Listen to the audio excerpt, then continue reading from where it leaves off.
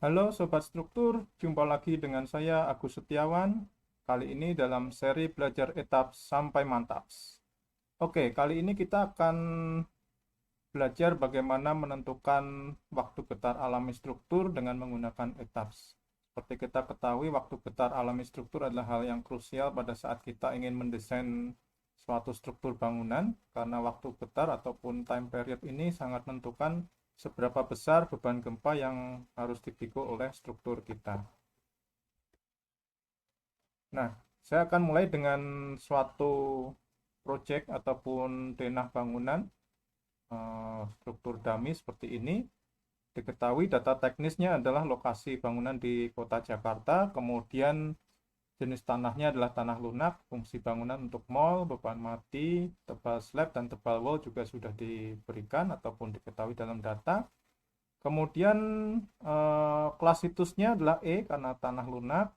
Kemudian dari perhitungan dalam hal ini sudah dicantumkan ataupun diceritakan dalam video saya sebelumnya, bagaimana untuk menentukan SDS dan SD1 untuk kota Jakarta yang mempunyai jenis tanah lunak. Nah, kita ingin menentukan berapa periode getap dari bangunan ini. Bangunan ini adalah bangunan 5 lantai dengan tinggi masing-masing lantai adalah 4 meter, sehingga tinggi total struktur adalah 20 meter. Nah, sebelum bisa menentukan waktu getar alami daripada struktur, kita harus ada beberapa step yang harus kita tinjau ataupun kita analisis terlebih dahulu. Yaitu yang pertama kita harus menentukan dahulu kategori desain seismik atau seismik desain kategori, serta pemilihan atau jenis sistem struktur yang akan kita gunakan pada bangunan kita. Nah, untuk menentukan seismik desain kategori ini kita bisa mengacu pada SNI 1726 tahun 2019, terutama di pasal 6.5. Kemudian kalau di ASCE 716 ini ada di pasal 11.6. Kemudian setelah menentukan seismik desain kategori atau KDS, maka kita harus memilih tipe ataupun sistem struktur yang akan kita gunakan pada struktur bangunan kita. Nah, kriteria ataupun panduan untuk memilih sistem struktur ini ada di SNI pasal 722 ataupun kalau di ASCE 716 ini ada di pasal 12.2. Nah, kita lihat bagaimana cara menentukan nilai ataupun kategori desain seismiknya. Tadi datanya adalah struktur bangunan kita adalah mall, kategorinya masuk kategori risiko 2. Kemudian faktor keutamaannya 1. Nah, kita bisa menentukan kategori risiko berdasarkan nilai kategori risikonya adalah 2, maka kita bisa menentukan KDS-nya berdasarkan nilai SDS dan SD1. Nah, kita lihat nilai SDS-nya adalah 0,67. Kita lihat di sini 0,67 ada di baris paling akhir. Kemudian kategori risiko kita masuk ke kategori risiko 2, maka KDS yang tepat adalah KDS D delta. Kemudian kalau berdasarkan SD1 kita berdasarkan data tadi 0,639, maka kalau kita lihat dalam tabel ini, maka dia berada di baris paling bawah, lebih dari 0,2. Kemudian karena kategori risiko masuk ke kategori risiko 2, maka berpotongan di sini yaitu kita temukan KDS-nya D. Jadi berdasarkan nilai SDS dan SD1, KDS-nya adalah D, sehingga kita simpulkan bahwa kategori desain seismik kita adalah jenis D. Nah, apa yang menjadi hasilnya setelah kita menentukan KDS-nya? Nah, kita bisa menentukan sistem struktur. Nah, ini akan kita harus kembali ke SNI beton pasal 18, terutama di tabel ini. Jadi nilai KDS menentukan jenis sistem struktur yang harus kita pilih. Jadi kalau di sini tadi KDS kita sudah masuk ke kategori D, maka kita lihat ada pasal-pasal dalam SNI beton 2019 yang harus kita pindahkan. Nah, terutama ada di dua baris ini tentang komponen sistem rangka pemikul momen serta sistem dinding struktur yang akan dipilih. Jadi kalau di sini kita masuk kategori D, maka kita harus mengacu pasal 18.6 sampai 18.9 dan 18.10 untuk dindingnya. Nah, kita lihat 18.6 ini adalah tentang sistem rangka pemikul momen khusus, kemudian kolom sistem rangka pemikul momen khusus, join sistem rangka pemikul momen juga khusus. Ini adalah join balok kolom. Kemudian untuk pracetak juga harus khusus, sistem rangka pemikul momen pracetak harus khusus.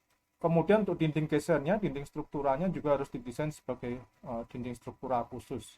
Nah, hal ini tadi terkait karena KDS kita masuk ke kategori D. Nah, lalu apa yang harus kita lakukan setelah kita mengetahui sistem struktur kita harus seperti ini, mengikuti pasal dalam SNI beton. Nah, yang kita lakukan, kita kembali ke SNI gempa kembali. Kita melihat tabel 12. Nah, bangunan yang akan kita analisis tadi seperti ini. Dalam hal ini saya pisahkan dua arah timur-barat, atau kita sebut juga arah X, serta arah utara-selatan, atau kita sebut juga arah Y. Nah, dalam arah timur-barat, east-west, maka kita lihat sistemnya adalah sistem rangka pemikul momen, SRPM. Karena hanya ada pemikul beban gempa arah timur-barat adalah hanya rangka balok dan kolom saja. Nah, sehingga kalau bagian sistem timur-barat, kita harus pilih sistem struktur rangka pemikul momen. Hanya saja tadi karena KDSD, maka dia harus sistem rangka pemikul momen khusus. Nah, maka kita masuk kita pilih sistem struktur kita yang C5 untuk timur barat, sehingga kita dapatkan nilai koefisien modifikasi respon 8, kemudian faktor kuat lebih sistem omega 3, kemudian faktor pembesaran defleksi CD 5,5. Nah, kemudian kita ambil datanya. Kemudian untuk arah utara selatan, kita lihat ada terpasang dua shear wall di kiri dan kanan dari denah ini. Nah, shear wall ini orientasinya adalah ke arah utara selatan atau arah Y, sehingga dalam arah utara selatan ada kombinasi pemikul beban gempa atau beban lateral, yaitu kombinasi antara struktur rangka pemikul momen serta dinding geser. Nah, sehingga kita masukkan hal demikian adalah termasuk dalam kita ingin desain dia sebagai sistem ganda atau dual sistem. Nah, jadi sistem ganda ini adalah kombinasi antara rangka pemikul momen khusus, kemudian rangka tersebut harus mampu menahan 25% gaya seismik yang bekerja. Nah, kemudian SRPMK atau sistem rangka pemikul momen khusus ini harus dilengkapi dengan dinding geser beton. Karena dinding geser kita, sistem struktur kita masuk ke KDSD, maka dinding gesernya pun harus yang khusus. Sehingga untuk arah utara selatan kita pilih yang D3 atau sistem ganda dual sistem dinding khusus. Kita catat R-nya 7, omega atau faktor kuat lebih sistem 2,5, dan faktor pembesaran defleksi adalah 5,5. Nah, sehingga sampai di sini setelah menentukan KDS dan sistem struktur yang akan kita gunakan sudah lengkap, yaitu untuk timur barat kita gunakan SRPMK, untuk utara selatan kita gunakan dua sistem dengan dinding khusus. Nah, selanjutnya kita kembali ke pemodelan yang akan kita lakukan. Jadi arah timur barat tadi SRPMK, arah utara selatan tadi dua sistem dengan dinding khusus. Nah, maka sekarang kita akan coba mengkaji lagi bagaimana memodelkan struktur dengan sebenar-benarnya. Jadi ini adalah potongan AS2. Kita lihat AS2 adalah di sini. Kemudian ada potongan AS-A. Ini ada dinding gesernya di sisi ini. Jadi AS-A ada yang di bagian sini. Nah, ini adalah kondisi denahnya. Nah, sekarang kita masuk bagaimana memodelkan struktur agar kita bisa mendapatkan waktu getar alami yang tepat. Jadi apabila kita salah dalam memodelkan struktur, tidak sesuai dengan kaidah yang ditentukan, maka tentunya waktu getar juga akan keliru juga. Jadi kalau begitu kita harus tepat dahulu dalam memodelkan. Nah, dalam ASCE 716 pasal 1273 maupun SNI gempa pasal 773, ini sudah ada kaidah untuk bagaimana kita memodelkan struktur. Jadi di sini disebutkan ada satu pasal bahwa stiffness properties of concrete and masonry element shall consider the effects of crack section. Jadi artinya kekakuan penampang dari beton ini harus dipertimbangkan atau dimodelkan dengan menggunakan penampang pada kondisi retak atau crack section. Jadi waktu kita menghitung waktu getar alami pun kita harus sudah melibatkan atau mengasumsikan bahwa penampang beton dan balok kita maupun dinding plat, semuanya dalam kondisi crack ataupun retak. Nah, untuk memasukkan ataupun memodifikasi ini dengan tepat, maka kita harus mengacu ke SNI beton, terutama di pasal 66311. Di sini ada faktor reduksi momen inersia untuk memastikan bahwa elemen struktur yang kita modelkan kita asumsikan dalam kondisi retak atau crack section. Nah, di sini sudah ada panduan di tabel ini bahwa untuk kolom momen inersianya harus direduksi 30% sehingga hanya tertinggal 0,7 I gross-nya, inersia gross-nya atau inersia utuh. Kemudian dinding geser pada saat kita modelkan uncrack 0,7 inersia gross, kalau kita modelkan sebagai crack section maka 0,35 I gross. Nah, kita akan pilih yang retak atau crack. Kemudian untuk beams kita pilih 0,35 I gross untuk momen inersia kondisi retaknya. Kemudian untuk plate, slab semuanya 0,25 I gross. Kemudian cross sectional area A-nya tetap utuh 1, sehingga yang dikurangi hanya inersia, momen inersianya. Nah, bagaimana untuk mengadopsi ini semua? Nah, tadi kita merefer ke SCI maupun SNI beton bahwa beam harus 0,35 I gross, kolom harus 0,7 dan seterusnya. Nah, untuk bisa kita aplikasikan faktor modifikasi ini, maka di ITAPS kita lakukan modifikasi. Jadi inersia arah 22 dan inersia 33 arah sumbu X dan sumbu Y kita modifikasi dengan 0,35 faktornya. Kemudian untuk kolom ini inersianya kita modifikasi 0,7.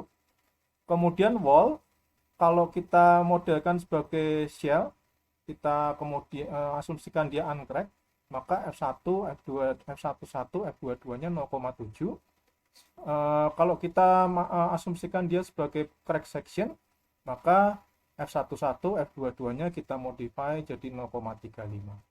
Nah, catatan untuk memodelkan dinding geser, wall ataupun dinding geser ini biasanya tidak kita desain untuk terjadi lentur keluar dari bidang dinding. Nah, kenapa? Agar kita bisa menghindari kebutuhan tulangan longitudinal pada dinding yang terlalu berlebih. Nah, untuk bisa mengantisipasi tidak terjadinya out of plane bending, maka kita menggunakan faktor modifier penampang yang lebih kecil. Jadi tidak boleh kita set 0, kalau kita setting 0 akan terjadi instabilitas dalam perhitungan di dalam etaps. Jadi kita modifikasi untuk M11, M22, M12-nya kita setting 0,1. Kemudian untuk flat plates maupun flat slab 0,25 IG gross. Nah, kalau kita modelkan sebagai membran, maka F11, F22, F12 0,25. Kalau kita modelkan sebagai shell, maka F11, F22, F12, F11, M22 dan M12 kita setting 0,25. Nah, ini adalah reference saya.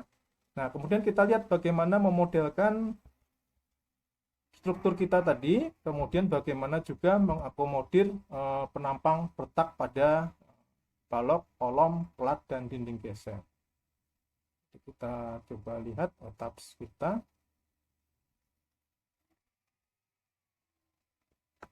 Nah, di sini sudah ada model bangunan dummy yang tadi saya jelaskan dalam slide PowerPoint tadi, penampangnya. Nah, kita lihat bagaimana mengakomodir untuk inersia balok, inersia beam, I22 dan I33-nya kita setting 0,35. Ya, kita masuk ke define section property, frame section. Untuk balok B300-500 kita modify. Nah, kemudian kita klik bagian modify show modifier. Nah, inersia 22 dan inersia 33 kita setting 0,35 sesuai dengan SCI maupun SNI beton. Oke, begitu juga lakukan untuk balok satunya, balok B400-600. Kita lakukan modifikasi untuk inersianya kita anggap crack 0,35 juga. Kemudian untuk kolom, tadi kita lihat untuk kolom, faktor modifikasi kita adalah kolom 0,7 I gross. Kita lihat bagaimana untuk kolom. Nah, kita modify 0,7, ada di sini 0,7. Jadi inersia arah 2 dan arah 3 kita lakukan modifier. Kita setting faktor modifiernya. Oke, penampang kolom dan balok sudah, kemudian kita ke penampang slab. Jadi kita define section property untuk slabnya. Sini slab 1, tadi tebalnya adalah 130 mm. Sini untuk slab saya pilih shell-tin. Kemudian kita lihat faktor modifikasinya. Nah, tadi sesuai apa yang ada di panduan yang ada di SCI maupun SNI, bahwa slab harus 0,25. Karena saya modelkan sebagai shell, maka ini harus F11, 22 dan seterusnya sampai M12 kita setting 0,25. Jadi kita lihat F11, F22 dan seterusnya ini kita setting 0,25. Oke, untuk slab sudah, maka kita beralih ke dinding geser. Dinding geser juga kita lakukan modifier inersianya. Dinding wall section, kita pilih dinding geser kita tebalnya 300 mm. Saya modelkan sebagai shell thick. Kemudian kita lihat modifier faktornya. Nah, sesuai dengan SNI tadi, untuk wall kita anggap crack, maka F11, F22 0,35, F11 dan F22 0,35. Kemudian untuk menghindari out of plane bending yang berlebihan, kita lihat tadi di setting M11, 22, 12 sama dengan 0,1. Kita lihat bagaimana melakukannya. Jadi M11, M22, M12 kita lakukan 0,1. Oke. Nah, ini yang kita lakukan untuk memodifikasi inersia dari penampang, balok, kolom, plat, dan dinding geser. Nah, kalau sudah kita lakukan pemodelan, sudah kita lakukan sesuai dengan acuan dalam SNI ataupun SCI, nah, maka kita bisa lanjutkan pemodelan kita. Nah, baru kita bisa menghitung waktu getar alami. Waktu getar alami ataupun fundamental period ini bisa ditentukan menggunakan persamaan dalam SNI maupun ASCE. Jadi di pasal 1282 ini ditentukan bahwa waktu getar alami itu bisa ditentukan berdasarkan rumus empiris. Rumusnya cukup sederhana, TA sama dengan CT HN pangkat X, di mana CT dan X-nya ada di tabel 1282. Jadi ini ada di ASCE pasal 1282 maupun SNI pasal 782. Nah, karena kita ingat tadi untuk arah timur barat kita menggunakan sistem rangka pemikul momen khusus, Kemudian untuk arah utara selatan kita menggunakan sistem ganda ataupun dinding khusus. Nah, sehingga dalam menentukan waktu getar struktur, maka untuk arah timur barat kita ambil nilai CT dan X yang ini, concrete moment resisting frame. Jadi angka yang di dalam kurung adalah untuk sistem ataupun satuan matriks 0,0466, kemudian X-nya 0,9. Sedangkan untuk arah utara selatan kita pilih all other structural system, karena ada di sistem dual.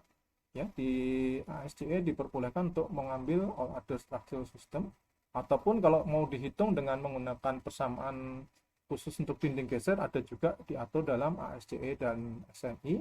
Namun kali ini saya akan menggunakan persamaan yang all other structural system, yaitu CT-nya 0,0488 dan X-nya 0,75. Nah, nilai ini akan kita hitung. Untuk arah timur barat SRPMK, ini data kita tadi R omega 0 CD, kita hitung TA-nya, karena SRPMK berarti kita pilih yang ini 0,0466 dan 0,9. Tinggi struktur total ada 20 meter sampai dari taraf penjepitan sampai ke rooftopnya 20 meter. X-nya 0,9 sesuai di tabel ini tadi 0,9. Nah, sehingga kita hitung T approximate-nya atau T pendekatannya dari peraturan 0,69 detik. Kemudian untuk sistem ataupun sistem utara selatan tadi menggunakan dual sistem R, omega 0 dan CD. Kemudian T empirisnya kita hitung menggunakan rumus yang terakhir 0,0488 dan 0,75. Sehingga persamaan TA-nya menjadi seperti ini. Nah, ada pasal tambahan di SNI pasal 782 bahwa nilai ini harus diamplifikasi dengan menggunakan nilai CU, di mana nilai CU ini diambil berdasarkan nilai SD1. Kita mengacu ke SNI Gempa tahun 2019 tabel 16, maka kalau SD1 kita tadi di kota Jakarta sekian, maka nilai CU harus diambil 1,4. Artinya untuk arah timur barat CU kali TA kita menjadi 1,4 kali 0,69 atau 0,966. Kemudian untuk arah utara selatan CU TA kita menjadi 0,647. Nah, ini adalah waktu getar yang dihitung secara menggunakan rumus empiris. Nah, sekarang bagaimana hasil dari software kita atau hasil dari ETAPS kita lihat. Nah, tentunya setelah waktu getar ini baru bisa kita dapatkan setelah kita memodelkan struktur dengan sebenar-benarnya tadi menggunakan kondisi penampang retak. Nah, kita running.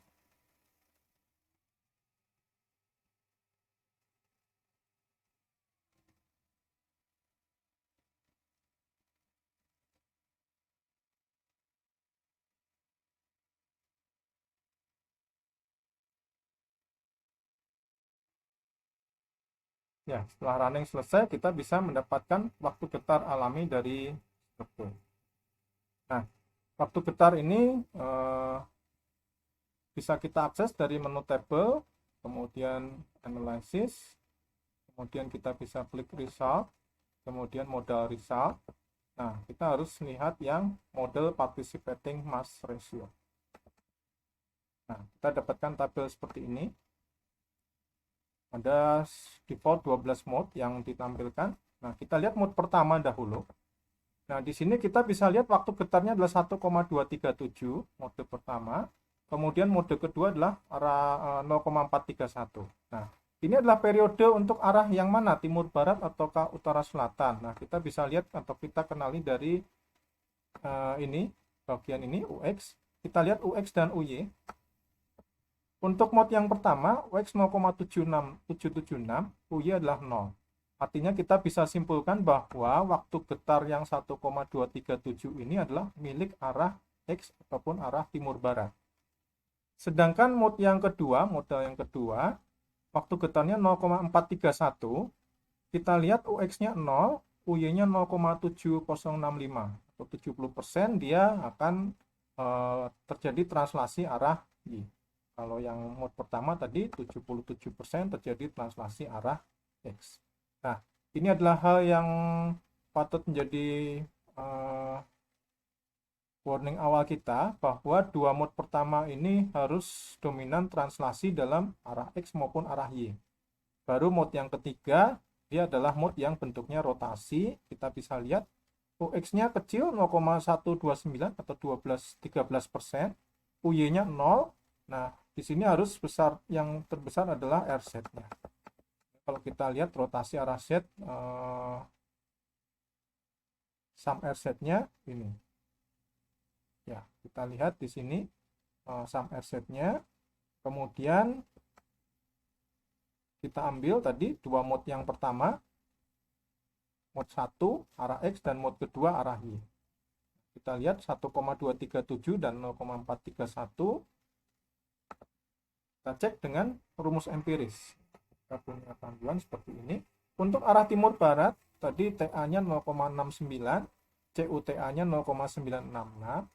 Hasil ETAPS adalah 0,966 detik. Artinya hasil ETAPS melebihi dari nilai batas atas periode getar yang disyaratkan.